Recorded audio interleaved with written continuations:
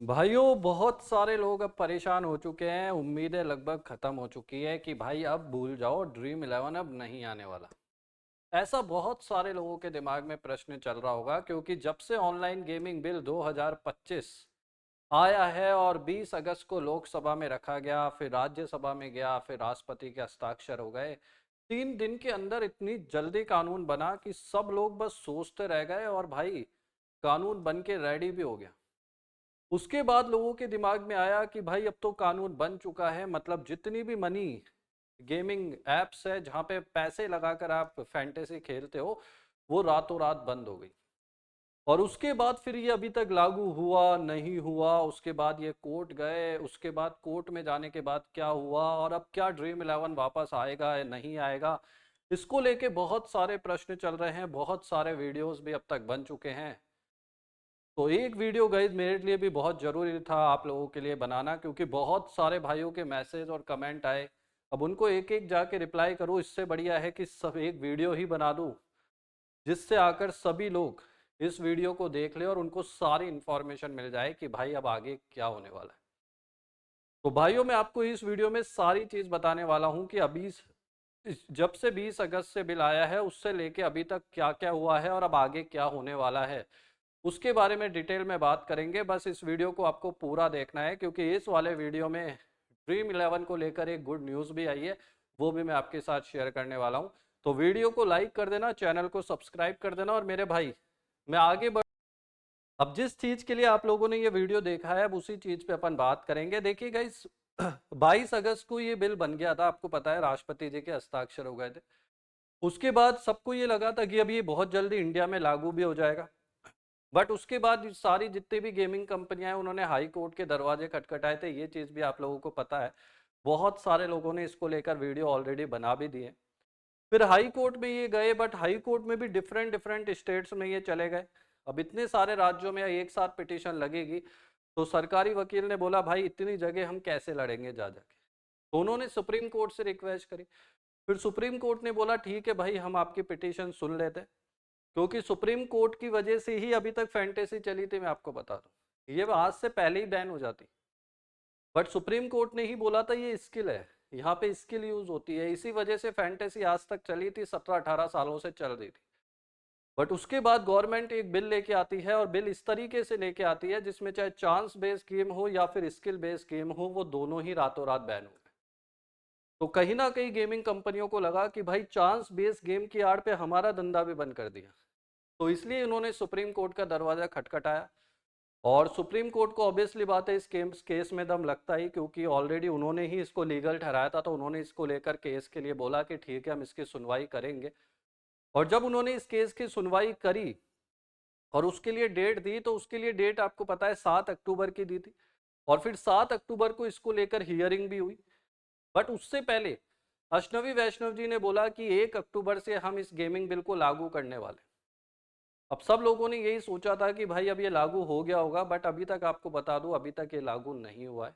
अभी तक कोई नोटिफिकेशन इसको लेके जारी नहीं हुआ है, क्योंकि इसको लेकर भी इन्होंने एक कहानी में ट्विस्ट डाल दिया। 30 अक्टूबर तक एक ड्राफ्ट बनाकर दे दिया, उसमें कोई भी अपनी राय दे सकता है बिल को लेकर या ई स्पोर्ट्स को लेकर। अब वो चाहे कोई भी दे सकता है, उसमें कोई मना नहीं है। उन्होंने एक ईमेल भी शेयर किया हुआ है, तो उसका ईमेल का लिंक भी मैं दे दूंगा, आप भी जाके अपना फीडबैक दे सकते हैं।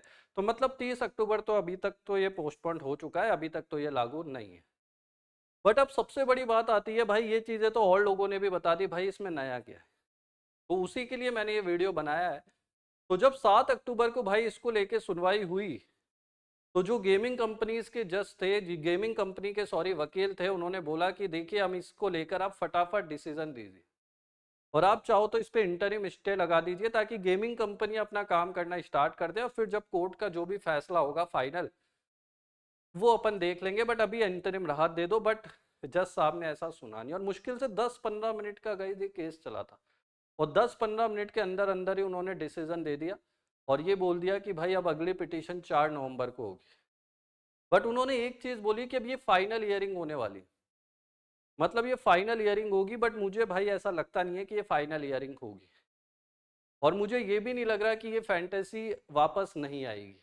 इसके चांसेस भी बहुत कम है, क्योंकि देखिए एक चीज बताओ, उसके पीछे तीन मुद्दे हैं जो बहुत ही बड़े मुद्दे हैं, और इसको लेकर मैंने फैंटेसी कई कंपनियों के ओनर्स थे उनसे भी बात करी, उनका भी क्या मानना है उसको लेकर भी मैंने उनसे बात करी। उन्होंने कहा कि देखिए फैंटेसी का आना 3 कारण से बहुत ज़रूरी है। पहला सबसे बड़ा कारण है कि सुप्रीम कोर्ट ने खुद ने इसको स्किल माना था। अब स्किल माने हुए धंधे को अगर रातों रात बंद करेंगे तो 19(1) जो सेक्शन बहुत सारे यूट्यूबर्स ने आपको बता दिया होगा, तो वो कहीं ना कहीं वॉयलेट हो रहा है। तो आप किसी के चलते धंधे को ऐसे डायरेक्टली बंद नहीं कर सकते, आप उसमें चेंजेस कर सकते हैं, रेगुलेशन ला सकते हैं, बट ऐसे रातों रात बंद नहीं कर सकते। तो सबसे बड़ा पॉइंट वो बनता है। दूसरा सबसे बड़ा पॉइंट ये बनता है कि गवर्नमेंट ने खुद इस पे 40% जीएसटी लगा रखा है। अब एक चीज बताइए, जो चीज है ही नहीं, जो चीज बैन हो चुकी है, तो उस पर जीएसटी लगाने का फायदा ही क्या है? भाई जो आदमी मर चुका है, मरे हुए आदमी से कोई आप कोई टैक्स लोगे? तो ये वैसी ही चीज है, जब कंपनियां मर चुकी है मतलब वो बंद हो चुकी है, उसका धंधा ही नहीं है, उसका अस्तित्व ही नहीं है, तो जीएसटी किसके लिए लगाया है फिर? तो कहीं ना कहीं सरकार को भी ये लग रहा है कि भाई एक वोट से जीत के आएंगे, या सरकार के दिमाग में अलग मंशा चल रही है, क्या पता वो 40% जीएसटी चाहती हो और ये कंपनियां देने को रेडी नहीं हो, इस वजह से इन्होंने ये बिल लेकर आए। तो दूसरा सबसे बड़ा मुद्दा ये है। और तीसरा सबसे बड़ा मुद्दा ये है कि जब से फैंटेसी बंद हुई है, जितनी भी ऑनलाइन बैटिंग है जो विदेशों से ऑपरेट होती है, भाई उनके चेहरों पे तो खुशी आ गई, जैसे कोई दिवाली आ गई उनके घर में। क्योंकि जब से ये फैंटेसी आई थी उनका धंधा लगभग आधा सा हो गया था, क्योंकि लोग वहां पे खेलते नहीं थे। अब कोई फंस जाए वो बात अलग है, बट ज्यादातर लोग फैंटेसी में ही पैसा लगाते थे, वहां प्रॉपर केवाईसी होती थी, प्रॉपर टैक्स जाता था, प्रॉपर बैंक से काम होता था। अब ये लोग क्या करते, सारा इलीगल काम करते। तो इनके तो बढ़िया काम हो गया, इनका रातों रात धंधा बढ़ गया। तो भाई बैटिंग कंपनियों को रोकने के लिए भी इसका आना बहुत जरूरी है। तो ये 3 बड़े कारण हैं जिसकी वजह से ड्रीम 11 आ सकता है। अब सबसे बड़ा प्रश्न उठता है कि ये आएगा तो कब आएगा? अब देखिए गई, सुप्रीम कोर्ट में मामला गया है, 4 नवंबर को ये फाइनल हियरिंग बोल रहे हैं, बट आप भी जानते हैं देश की कोर्ट है। अब देश की कोर्ट में भाई इतनी जल्दी फैसले होते नहीं है। तो मुझे लग रहा है अब ये बिहार इलेक्शन जो 14 नवंबर को रिजल्ट आएगा, उसके बाद की डेट मुझे लगता है मिलने वाली है, और उसके बाद ही शायद इस पे इंटरिम स्टे लगेगा, और स्टे लगने के बाद फिर फाइनल फैसला भी आएगा। तो मुझे ऐसा लगता है मोस्टली नवंबर एंड में या दिसंबर फर्स्ट वीक में ये फैंटेसी वापस से आ जानी चाहिए, और इसका आना बहुत ज़रूरी है, क्योंकि जो 3 बड़े मुद्दे मैंने बताए हैं उसको लेके। तो आपको मेरे हिसाब से इस वीडियो में सब कुछ समझ में आ गया होगा कि क्या पॉसिबिलिटी बन रही है ड्रीम 11 की आने की। और मेरे भाई जिसको भी life time free credit card चाहिए, IDFC bank, HSBC bank, AU bank, annual charge कुछ भी नहीं है, बिल्कुल फ्री में बन जाएगा।